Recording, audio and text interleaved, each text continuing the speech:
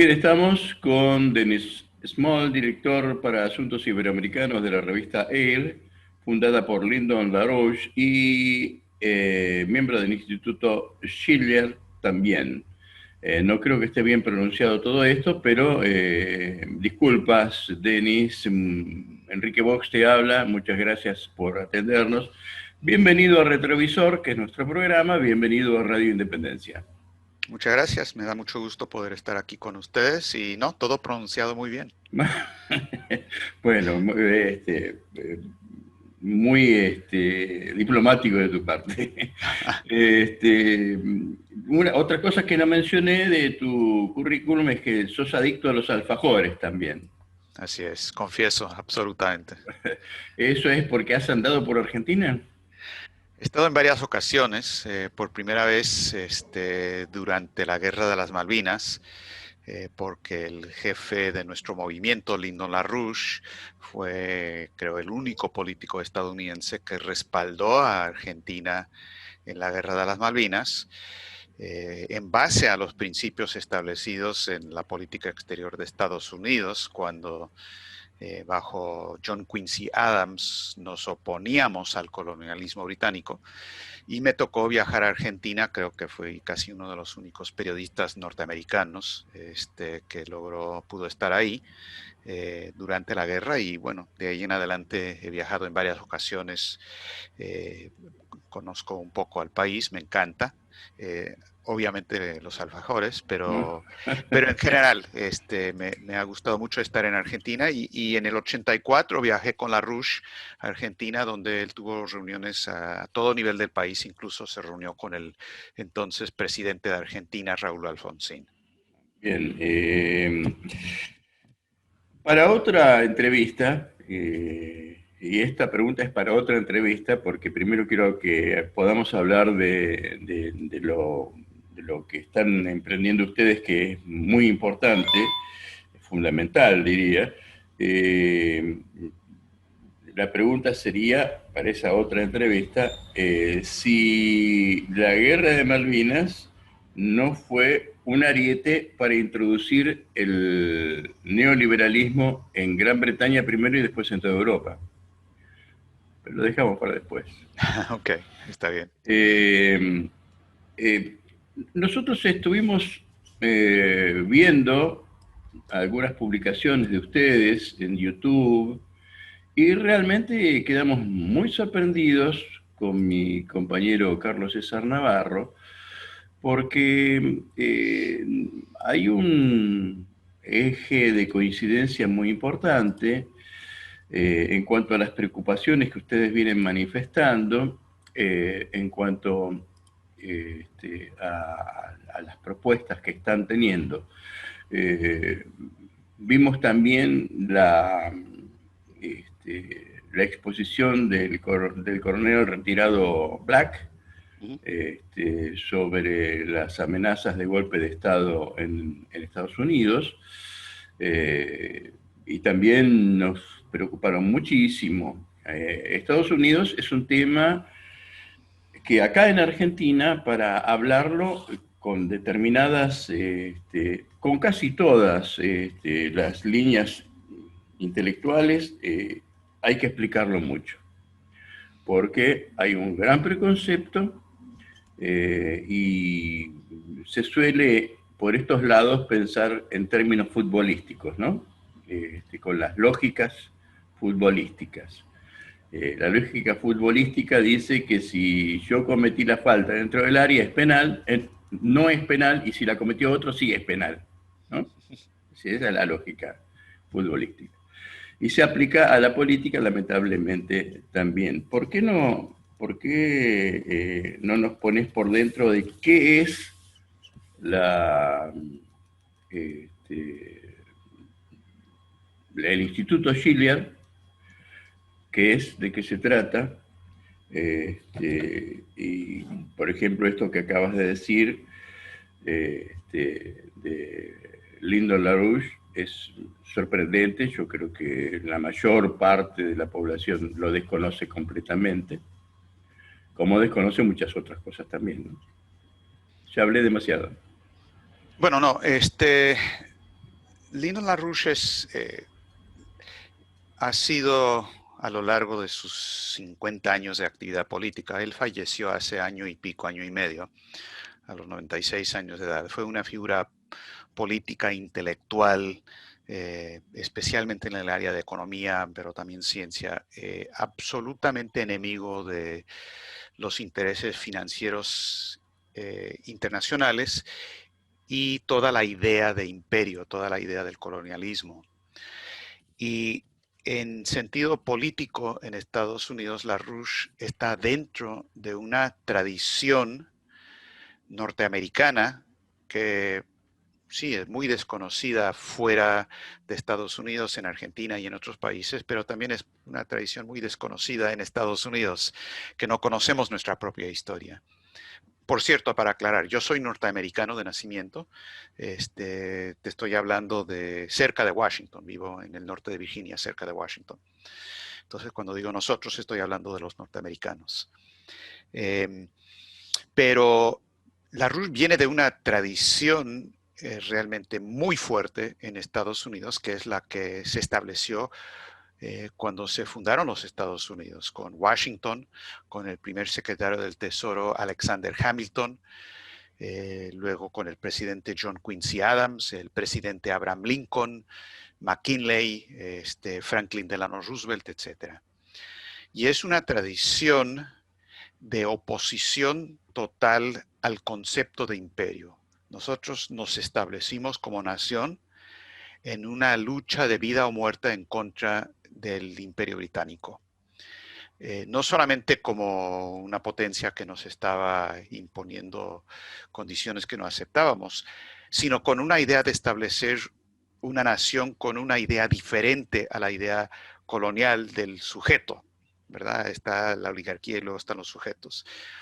La idea de una república constitucional basada en lo económico, en el desarrollo constante, sin fin, de los avances científicos y tecnológicos, lo que quiere decir que toda la orientación ambientalista, verde y demás es un fraude científico, porque siempre hay la posibilidad del avance tecnológico para sobreponerse a los límites de los recursos aparentemente finitos. O sea, no hay límites al crecimiento. Esta es una de las ideas más fundamentales de LaRouche. Pero en la cuestión de la relación social, la idea de la soberanía nacional es establecer las condiciones para que cada ciudadano pueda desarrollar sus capacidades creativas para ser un verdadero ciudadano y no simplemente un sujeto que acepta lo que le imponen. Entonces, esto ha sido la tradición fundamental de Estados Unidos, muy violada en el siglo XX y siglo XXI. Lo que pasa es que la gente suele conocer primero lo que le dicen sobre ciertos países, ciertos lugares, y luego lo que tienen frente de sus narices. No conocen la historia. Por ejemplo, en Estados Unidos no conocemos en general la historia, por decir cualquier cosa, de Juan Domingo Perón, o mucha gente no lo conoce. Simplemente se presenta una imagen absolutamente falsa, limitada, se toma un pedacito de lo que pudo haber ocurrido y luego simplemente se desconoce todo lo demás. Claro. Entonces, para acá también, ¿eh? Acá también. No, por supuesto, sí, exacto. Porque todo esto es la intención de los británicos, del Imperio Británico y de la filosofía británica, es que la gente no tenga un concepto verdadero de la historia. Si la gente quiere entender quién es Lyndon LaRouche, tienen que entender qué es Estados Unidos, qué fue Washington, cuál fue el proyecto de Hamilton. La idea de que la economía se mueve o entre el liberalismo de Friedman y de Keynes, por un lado, o el marxismo materialista. Eso es falso. Hay una otra escuela de economía, que es la escuela de Hamilton, la escuela del sistema americano de economía, opuesto al sistema británico de economía, que es la idea del mercantilismo, el dirigismo, que es exactamente donde un Franklin Roosevelt y un Perón y un López Portillo y un conde Sergei Witte y un Lautenbach en Alemania comparten un concepto de lo que es el desarrollo económico. Pregunta larga, respuesta larga. Y simplemente un comienzo para que la gente pueda tener un poco una idea de quién es Lyndon LaRouche. Debo añadir un punto adicional, Enrique, que es que a LaRouche lo metieron a la cárcel. LaRouche fue preso político por 5 años por órdenes e instrucciones de Wall Street, bajo el gobierno de Bush, por crímenes que jamás cometió. Y no solo él. No, también tu servidor. Yo estuve en ¿Ya? la cárcel. Pero eso ya lo sabías. Sí. Sí, sí. Tuve el gran honor, y para mí fue un momento de honor, ir a la cárcel por delitos que jamás cometí, precisamente porque nos opusimos y nos oponemos a Wall Street y toda esta política financiera, y a diferencia de otros no dimos el brazo a torcer y no nos callamos y no aceptamos acuerdos y tranzas, y por eso a LaRouche siempre lo han catalogado y lo han satanizado y han mentido sobre él, precisamente para que la gente no se entere de lo que estaba planteando. Entonces eso era importante mencionar. Me gustaría aclarar, aclarar no, perdón, agregar a lo que acabas de decir sobre el papel de la esencia norteamericana puesta patas para arriba con la infiltración británica. Madres de Plaza de Mayo tuvo un apoyo muy importante en Estados Unidos. Y su paso por Estados Unidos fue un paso decisivo en la proyección internacional que después tuvo, ¿no? Así que, bueno, me parece importante subrayarlo. Ustedes están abogando por el entendimiento, por la paz con Rusia, China y el resto del mundo, ¿no? Precisamente en acciones que deben necesariamente neutralizar el imperio británico. Sí, pero no solamente entendimientos, o sea, no es simplemente llegar a un acuerdo, vamos a dejar de pelearnos. Tiene que ser una nueva arquitectura de seguridad internacional, tiene que ser una nueva manera de abordar el problema de las dificultades estratégicas y el papel del Estado Nacional Soberano. Se tiene que basar necesariamente en una nueva arquitectura económica internacional, porque donde no hay condiciones de desarrollo, donde hay condiciones de depresión económica, donde hay condiciones de una pandemia producto de políticas económicas erróneas por los últimos 50 años, porque aclaro, entre paréntesis, la pandemia no la produjo el virus, claro, eso está ahí. Claro. Pero lo que hizo que eso fuera posible y se volviera una pandemia es como lo que pasó en el siglo XIV con la peste negra, cuando llegaban las mismas ratas con las mismas pulgas y la misma peste negra, como siempre había ocurrido por centenares de años a Europa, a Venecia, pero encontraron una sociedad desgastada y reducida y con cero condiciones de nutrición, de salud pública y demás, precisamente por un saqueo financiero que en ese entonces se estaban llevando a cabo los bancos de los Bardi y los Peruzzi y los otros bancos venecianos y genoveses. Hoy, pues tenemos los Citibank, los HSBC, los Standard Chartered, los etcétera, etcétera, JP Morgan, que con esta política de saqueo, y esto lo denunció LaRouche hace décadas, hace 30, 40 años, si tú impones condiciones de destrucción del nivel de vida, de salud pública, de falta de nutrición en el planeta, tarde o temprano van a brotar epidemias que se vuelven pandemias. Lo mismo con la guerra. En algún momento, si tú reduces la capacidad de la sociedad y la población por mantener la población, van a cabalgar los 4 jinetes del apocalipsis. Lo que no se sabe es cuál de los 4 va a salir primero, pero eso es todo. Claro. Entonces, para no tener guerra, tienes que tener un cambio del cuadro económico internacional, donde se toma la totalidad del sistema financiero actual, con sede en Londres, repito, sede en Londres y sucursal en Wall Street, no al revés, porque las ideas y la política proviene de Londres, y eso se tiene que tomar y se tiene que poner por un proceso de reorganización por bancarrota. Se toman esos $2.000 billones se dejan de pagar porque no se pueden pagar, es puro saqueo, y se establece un nuevo sistema basado en el desarrollo industrial y tecnológico.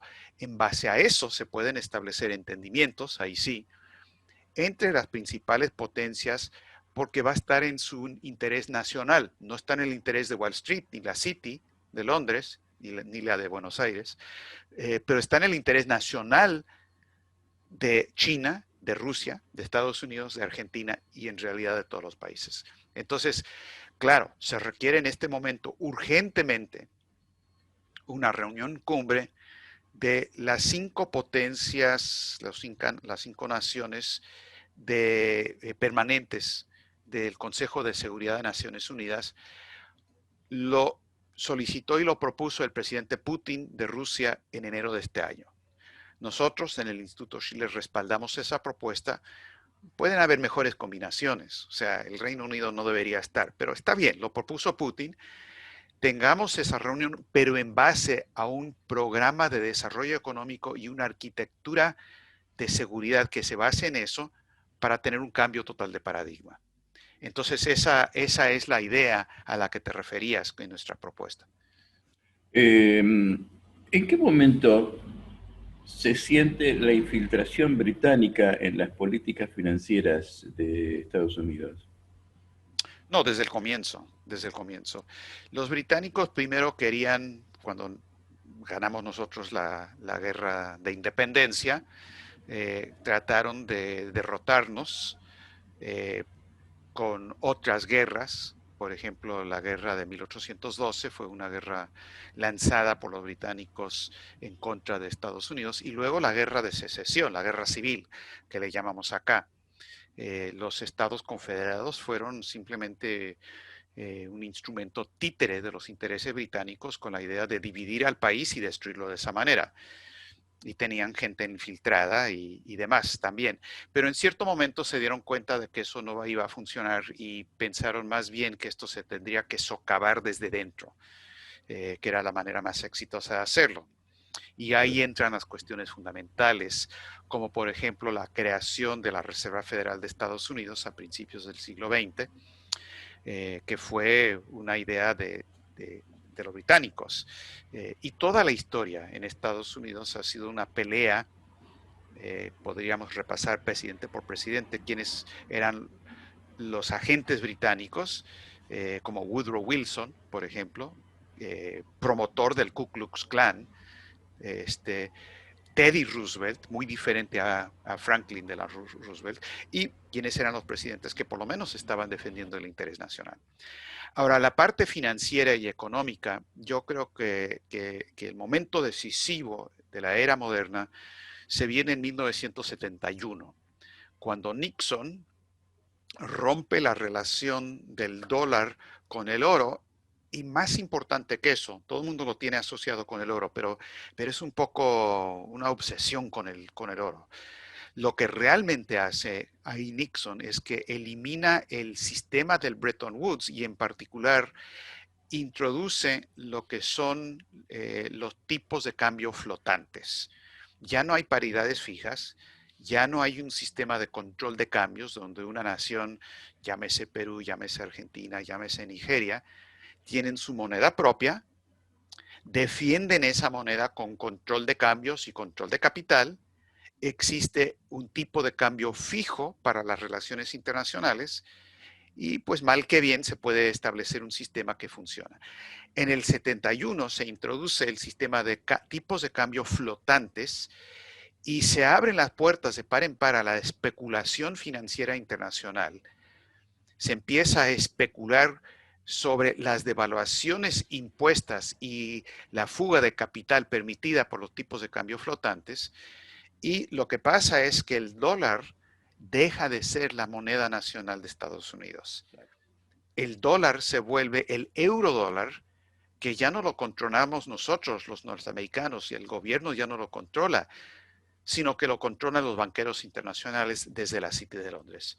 Y ese es el principio del fin, porque se abre las puertas a la creación de una burbuja especulativa que hoy, como mencionaba, llega a los 1.800 billones de dólares. Y el remate ocurre cuando en 1999 se elimina dentro de Estados Unidos la ley Glass-Steagall, que es la ley establecida por Roosevelt, que separa absolutamente la banca especulativa de inversión por un lado, que no tiene respaldo del gobierno, y la banca productiva, la banca comercial de préstamos industriales y demás, y préstamos al consumidor. Antes eso estaba separado totalmente, pero en el 99 se elimina la ley Glass-Steagall y después de eso todo se vuelve especulación. Es como poner en la puerta de entrada, bienvenida al cáncer. Claro. Entonces, pues eso es lo que pasó. Entonces, esos son los hitos más importantes, yo diría. Una de las cuestiones que mencionaste está en Italia, por ejemplo, es el tema nutrición. Y con Carlos César Navarro nosotros venimos insistiendo mucho, y él es inclusive responsable de la columna de salud de nuestro programa, en la cuestión nutrición. Nosotros decimos, entre otras cosas, por ejemplo, que los alimentos que compramos en el supermercado ya deberían estar definidos como comestibles o alimentos. Unos son nutritivos y los otros no. Son sencillamente para comer y divertirse con el paladar, ¿no? No, Eh, no, no vas a atacar a los alfajores, ¿verdad? Por no, favor, no, no. no, no, por favor. No, no, no.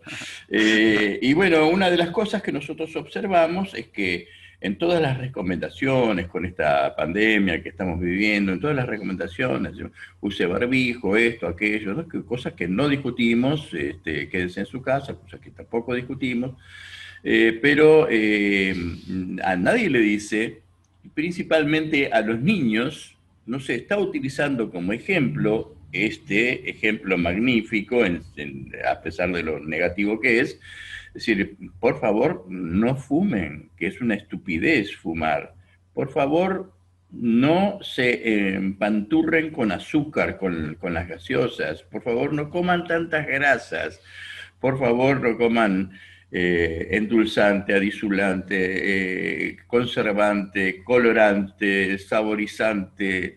Basta de artificialidad porque eso nos resta capacidad para enfrentar las amenazas de cualquier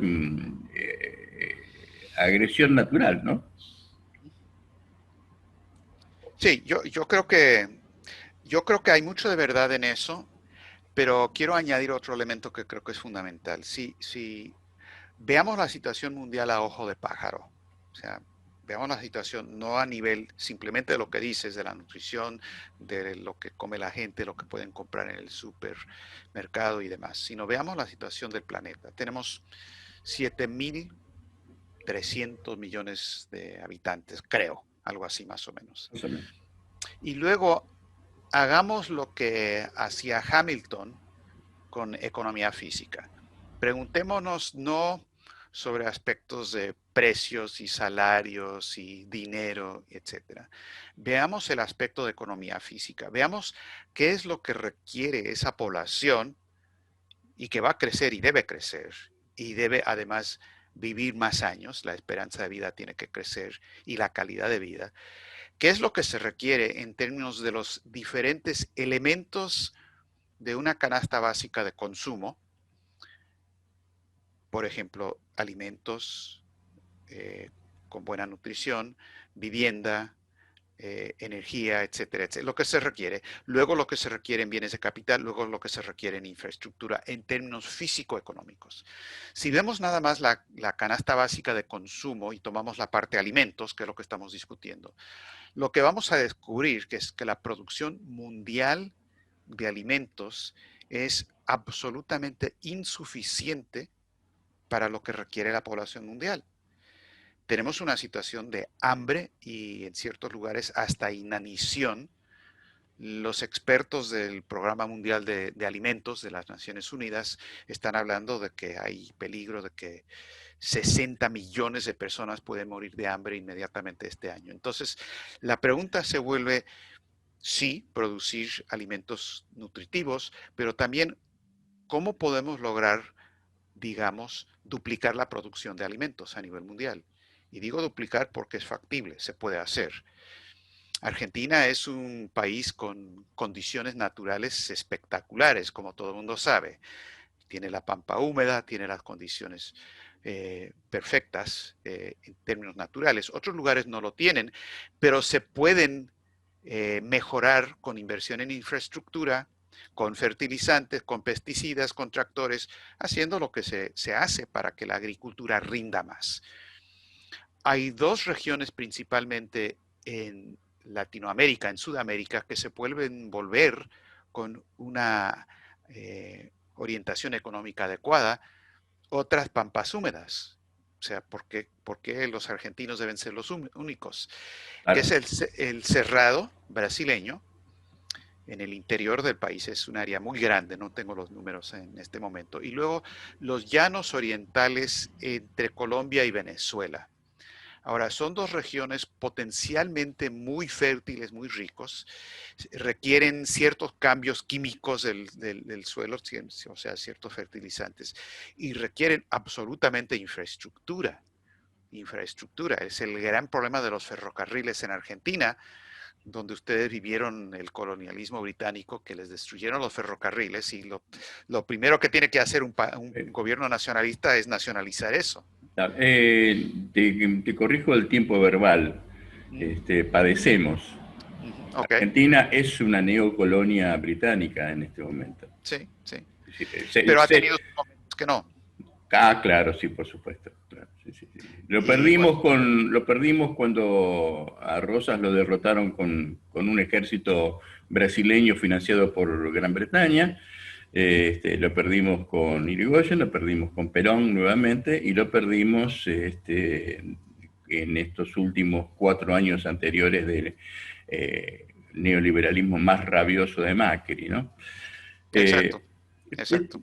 Me gustaría preguntarte, Pero nada más ¿me para quedó algo? completar, sí, no, para completar la idea de simplemente si se puede cambiar el sistema económico y se puede cambiar para poder desarrollar la agricultura con los insumos necesarios. Tenemos las condiciones en que se puede empezar a producir, y en África se puede hacer lo mismo, la cantidad suficiente de alimentos para darle de comer adecuadamente a toda la población del planeta y a los que se vienen, al crecimiento demográfico.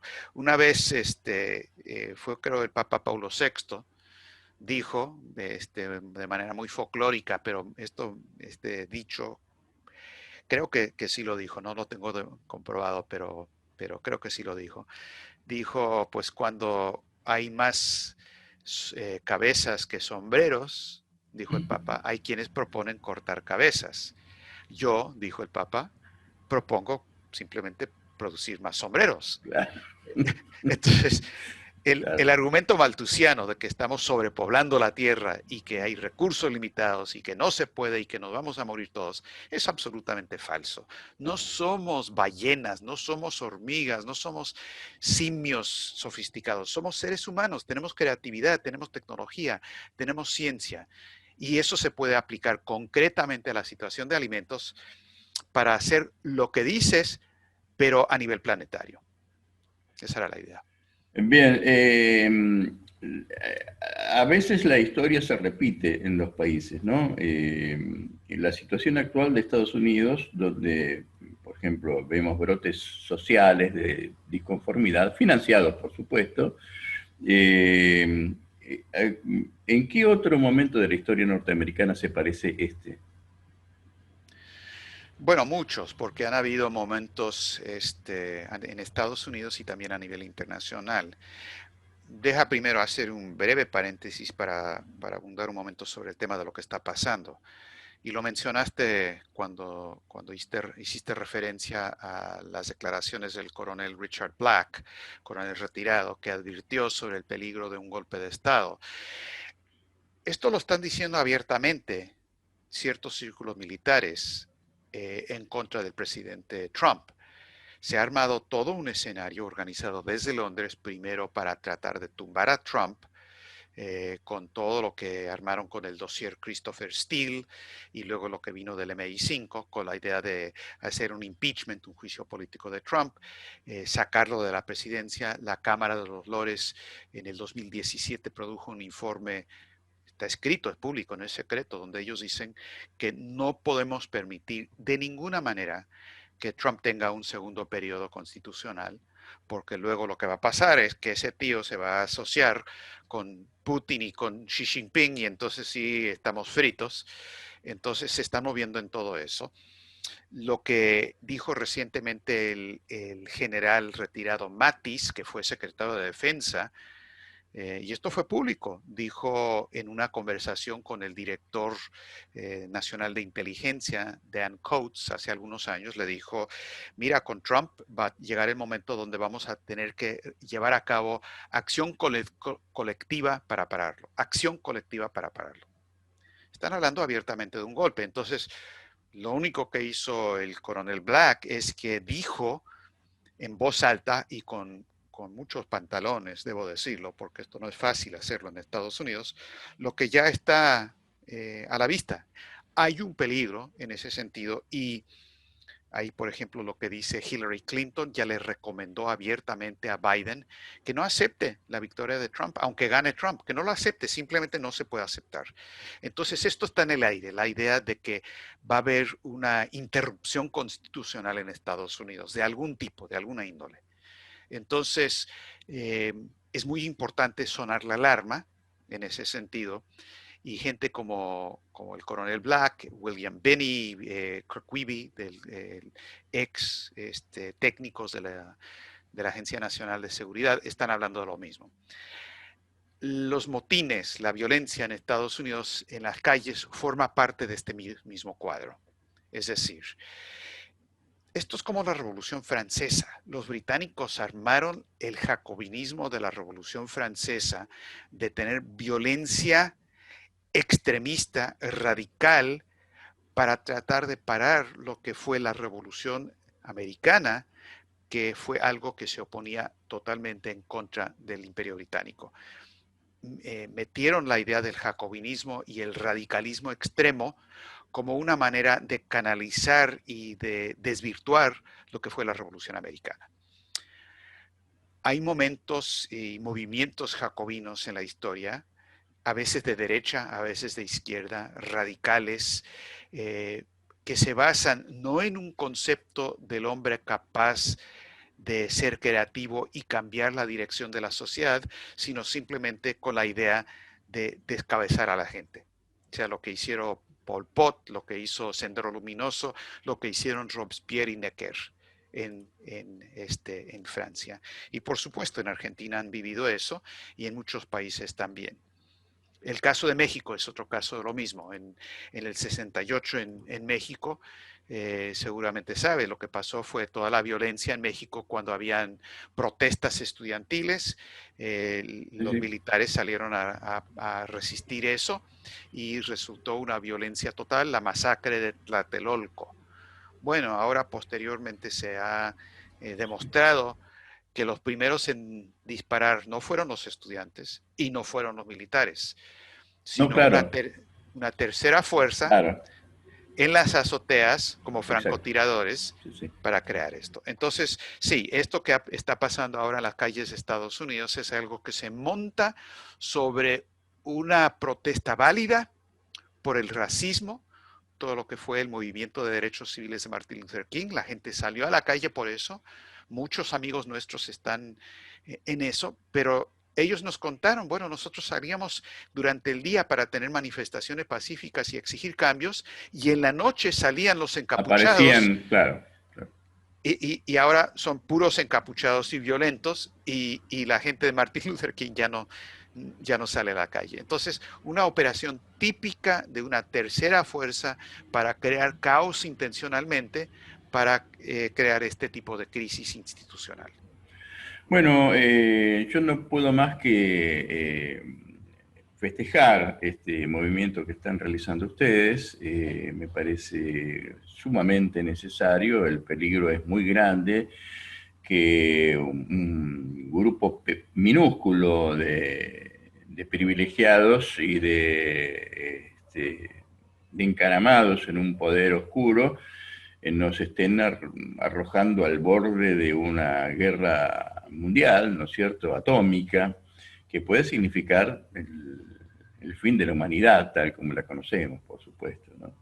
Así que te agradezco muchísimo la entrevista, espero que podamos continuar hablando de este tema, continuar ampliándolo para que la gente lo vaya conociendo. En principio te cuento, nosotros siempre colgamos en nuestra página de Facebook Retrovisor los enlaces de todo lo que ocurre, de todo lo que ha ocurrido en nuestro programa. Entonces, por supuesto, vamos a poner los enlaces al Instituto Schiller, ¿no? Para que la gente pueda ir Perfecto. ampliando su conocimiento al respecto, y quedamos a disposición de ustedes.